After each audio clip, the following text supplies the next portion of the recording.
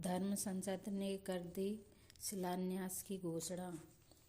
विवादित परिसर में मंदिर बनाने की मांग पहली बार 15 जनवरी 1985 को ही अदालत में पहुंच गई थी। महंत रघुवर दास जी ने पहला केस फाइल कर राम चबूतरे पर एक मंडप बनाने की अनुमति मांगी, जो उन्हें नहीं मिली।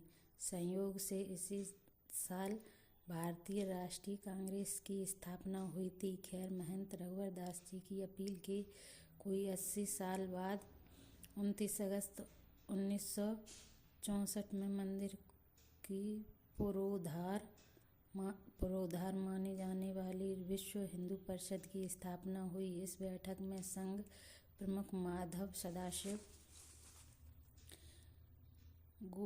गोलवलकर, गुजराती साहित्यकार कन्हैयालाल, माणिकलाल मुंशी, संत तुकोजी महाराज और अकाली दल के मास्टर तारा सिंह मौजूद थे। विहिप ने अब तक मंदिर आंदोलन में ज़्यादा सक्रियता नहीं दिखाई थी। यही वजह थी कि ऑल इंडिया लेवल पर दूसरे गुट की तरफ से भी कोई तेजी नहीं थी। लेकिन 1 फरवरी 1986 को बाबरी का ताला खुलते ही 6 फरवरी को लखनऊ की एक मीटिंग में बाबरी मस्जिद एक्शन कमेटी का गठन कर दिया गया। मौलाना मुजफ्फर हुसैन किचछवी को अध्यक्ष, मोहम्मद आजम खां व जफर यार मिलानी को संयोजक बनाया गया। 2-2.5 साल ऐसे ही अदालती मुकदमों में बीते। फिर 1 अप्रैल 1989 को विहिप द्वारा बुलाई गई धर्म संसद में राम मंदिर के शिलान्यास की घोषणा कर दी गई। तारीख तय हुई 30 सितंबर। मई महीने तक विहिप ने राम मंदिर निर्माण के लिए 25 करोड़ रुपए इकट्ठा करने की योजना बनाई। विहिप प्रमुख अशोक सिंघल ने इस योजना को आगे बढ़ाया। सिंघल का सपना था कि वे एक बार राम मंदिर को बनते हुए देखें। इस बीच शिलान्यास की घोषणा को 2 महीने ही पूरे हुए थे कि जून 1989 में मंदिर आंदोलन को पहली बार भाजपा ने अपने एजेंडे पर ले लिया। हिमाचल के पालमपुर में भाजपा कार्यकारिणी ने प्रस्ताव पारित कर अयोध्या में मंदिर निर्माण का संकल्प तो लिया ही, यह बात बड़े और से कही कि विवाद का हल कोई अदालत नहीं कर सकती, क्योंकि यह जमीन जायदाद का नहीं बल्कि आस्था का सवाल है। हालांकि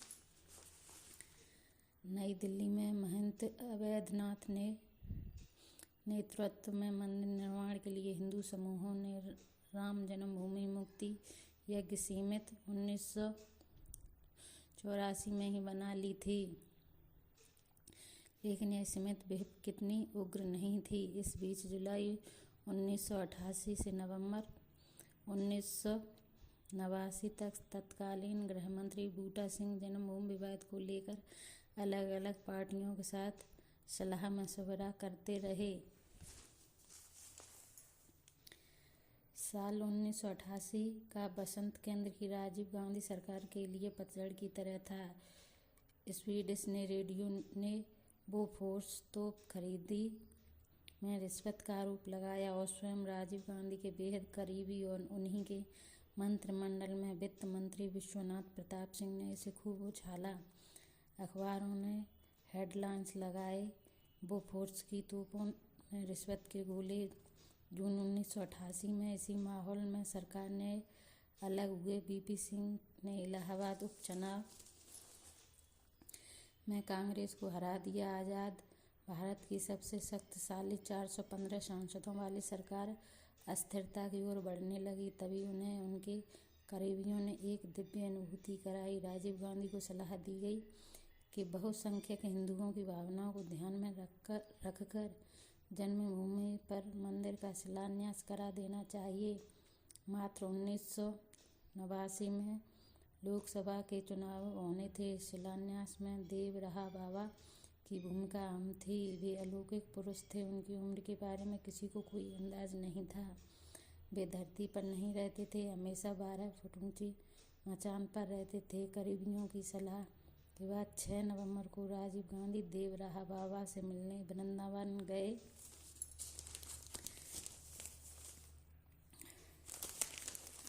श्रीमती इंदिरा गांधी भी जब किसी समस्या से घिरती तो समाधान के लिए इन्हीं बाबा की शरण में जाती थीं। बाबा ने राजीव गांधी से कहा, मंदिर बनना चाहिए, आप शिलान्यास करवाएं, लेकिन शिलान्यास की जगह नहीं बदलनी चाहिए।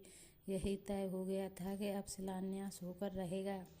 परमहंस रामचंद्र दास जी के नेतृत्व में धर्म संसद पहले ही शिलान्यास की तारीख 9 नवंबर तय कर चुकी थी।